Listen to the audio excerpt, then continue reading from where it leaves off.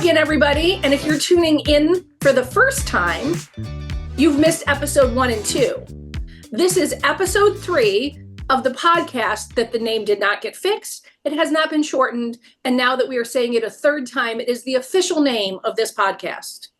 The 2024 conference is just a few weeks away, and we don't want you to miss out on our fabulous speakers. So I'm going to talk to the speakers this week, the podcast. So here we go, kicking off episode 3. It is my pleasure and my delight to have some of the USASF staff members that are going to be doing classes. And we're going to start with Glenda Broaderick. Hi, Glenda. Hello, Amy. All right, Glenda, we're going to start with everyone on here. Yeah, we're going to start with your classes. Oh, and I forgot to do my shameless plug that there's still time. There's still time to get to New Orleans. And Glenda, your region can still get there, don't you think? Oh, absolutely. People from Mississippi and Alabama, there's folks that are like a 2-hour drive. No excuse. Right. And there's still rooms in the room block at the room rate. So this is something that can happen. And it's New Orleans. Yes. All right, Glenda. So now that we know that people from your region can still attend and people from outside of your region can still attend, let's talk about some of the great EA classes that you're going to do. EA stands for? Exceptional Athletes. Gotcha. Which is cheer abilities, dance abilities division. We just call the athletes exceptional athletes. All right, excellent. So let's start with those classes. So you've got 2 classes on the schedule. The first one is EA 101. Tell me a little bit about that class. Well, that is actually how you start a team, where you get all your resources within their profile, and we answer every question they have. They don't need experience, so by the time they leave, they feel confident enough to start a team without feeling like I've never worked with this population before. Because of all the resources that we provide, they can feel confident in starting a team and keeping that team going, and it's a blessing. These teams, these kiddos just are the biggest blessing in the world. My husband always says if the world was run by special needs kids, we would have a perfect world. And that is so true. He's right. He's absolutely right. So Glenda, this is a good segue because I think your score sheet and your choreography course are going to talk, and they mirror what that philosophy of our committee is and what your goals are. And maybe Correct. Before we talk about the score sheet and choreography, because I think there might be some people wondering, a score sheet, right, in these divisions. Why don't you talk a little bit about the evolution of this division, what it used to be like and what we've grown into, and those philosophies for independence. Correct. Well, when I first started with the committee, there were no rules, no regulations, there was nothing. So it was the wild, wild west on the floor. And a lot of the event producers were really afraid of this division, of what they were seeing on the floor. And because there were no rules, it was just kind of sketchy and scary. And then I think it also prohibited a lot of coaches from wanting to start a team because they just didn't know where to go, how to begin, what to do. So with my background teaching special needs, high school special needs, career prep, and doing transitional services, having family members with special needs, I know the importance of independence and what that means to a family member. The programs that we saw that were growing like crazy had teams that were completely independent.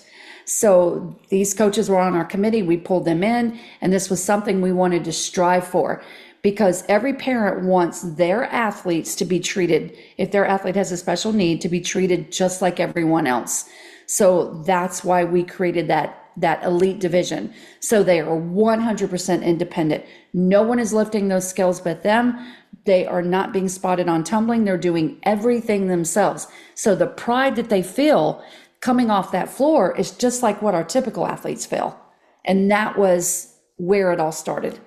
I think that's great. I think watching that evolution, I think when people don't understand, right? I mean, I remember the days where somebody was taking somebody and moving them across the floor, right? And helping them with their arm motions. And that doesn't happen anymore. And I think where we've come and seeing the pride that the athletes have and the pride that the parents have and everything we've done, And by we, I mean USASF. By we, I mean you and your committee and all the coaches that have contributed in what we're doing, and the event producers who've embraced it and really celebrated it, I think has taken us a long way. So tell us what to expect in the score sheet and choreography class. Well, in that class, we have a score sheet that is across the board for every team. So you can have a super low functioning team compete against a high functioning team, and the low functioning team could literally beat them. So you could have kids on a team doing level 2 skills that is beat by a team that hardly ever leaves the floor. And we actually have trained the judges for almost every event producer on the score sheet on what to look for. We have cheat sheets for them that say, if you see this, you say this, so that you're not offending. Like, for instance, when you watch a team jump, we don't expect our tinies to jump together. It's never going to happen. Some of them jump higher, some don't get their legs out, some barely leave the floor. It's the same thing with our population. However, they can clap, punch, dip together and start that skill all at the same time. So these are things that we are training the judges to look at. We don't have a rubric. It's almost impossible to come up with a rubric when there are so many different types of disabilities on a team. So you're not going to see teams that are exactly alike. They're not cookie cutter teams. So the score sheet lends itself to be pretty much even for any type of team. And to see the growth from 9-10 years ago to today, the transformation has been unbelievable. And nothing, Amy, you know me, I'm extremely passionate. Nothing irritates me more is to be at an event and see a team go on the floor and get a score sheet that has all hundreds or smiley faces, because the athletes will literally rip those score sheets up and they are mad. They are livid that they are being placated because they don't want to be placated. They understand the score sheet. They understand the rules. They understand what's going on, and they want to be treated like everyone else. They want to go from day one, know what they need to change, what they need to fix, and they will practice and do it, just like all other typical teams. Great. So that's going to be a course. And the best thing about it is, right, and it's just like any coach, you've got to understand the score sheet to be able to perform well. So I think that's great. All right, Glenda. So we're going to go into classes that, maybe you don't have an EA team, right? You're not looking to have an EA team, but you're coaching athletes. You're a coach. So you've got a couple other courses sessions you're teaching where you're bringing some of your experience and knowledge in that should be helpful, and things that coaches can have in their tool belt, right? Things that they can utilize to make them better coaches. So let's talk about the first one, which is hidden disabilities. Well, this one's brand new. Mm-hmm. The connection leaders asked us to do this because there are so many athletes on typical teams that have disabilities that are not obvious. So they are seeing issues with athletes that are not connecting verbally, that might have an audio processing disorder issue, and they don't know, a typical coach would not know how to get through to that athlete. So we are taking the list of hidden disabilities and some of the actual experiences that coaches have called me about personally, and I have emails from coaches saying, how do I have this athlete on my typical team, these are the behaviors that are seeing, what do we do? So, and here's a great example. I had someone reach out actually last week who said she has a girl with autism on one of her typical teams, higher level team too, as a matter of fact, and that she started having meltdowns and had to take breaks. And so now she's saying, I don't know if we can keep her on this team.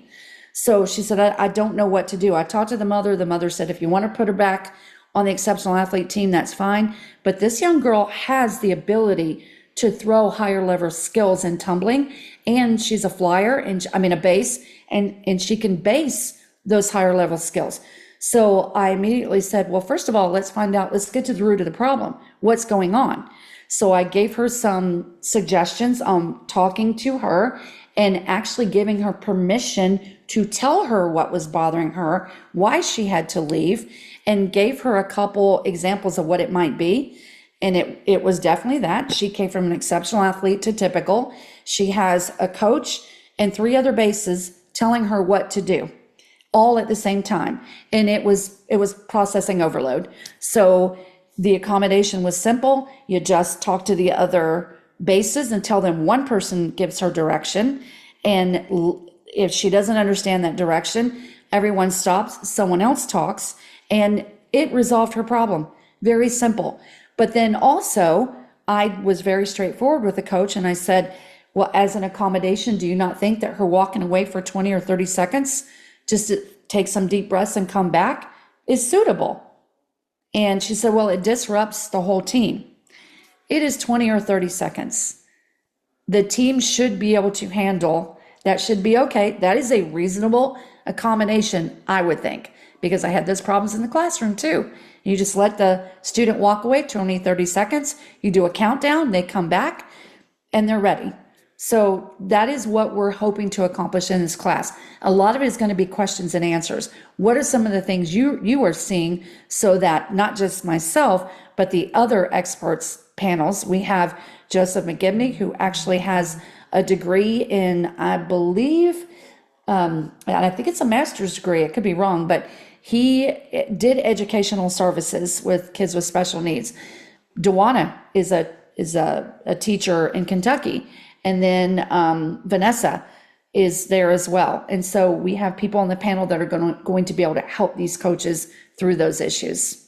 Yeah. So that I'm really excited about. Yeah, and I think a lot of times people misinterpret pressure, right? And misinterpret what's going on as pressure, and the kids can't handle the pressure, right? But they may have a hidden disability that needs to be recognized and dealt with, and you give them a small accommodation, and then you can continue to have them on that team, work in the group.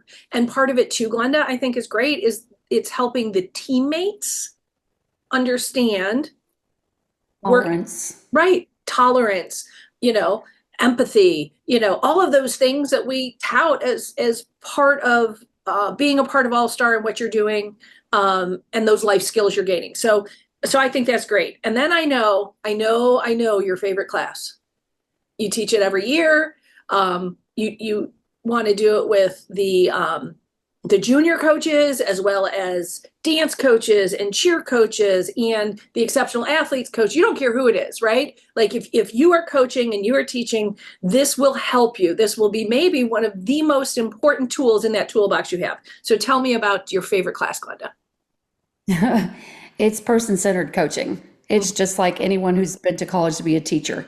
There are semesters where you take person-centered teaching, because you typically teach and coach in whatever learning style that works for you.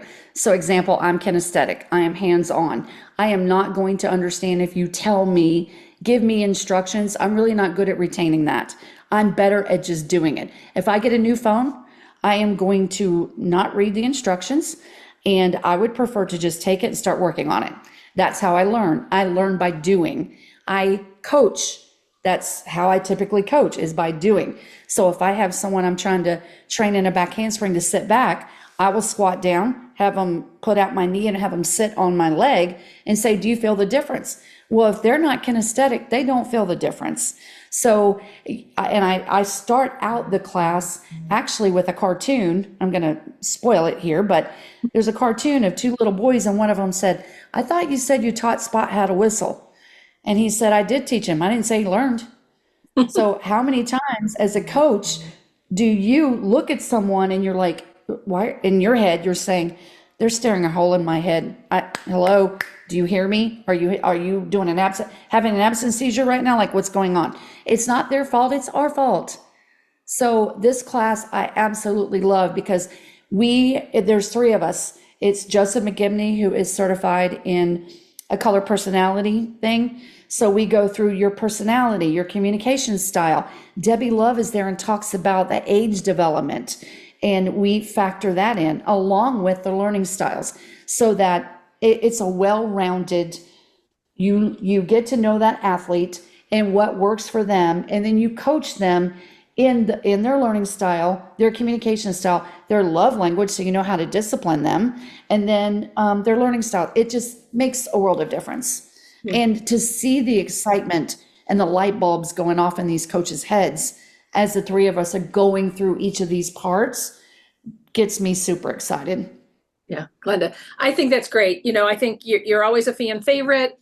Your knowledge is, unmatched when it comes to these areas. So I think that everybody attending the conference is going to, gain some really valuable knowledge from you. So thank you always for, teaching and doing it. And I know you love it.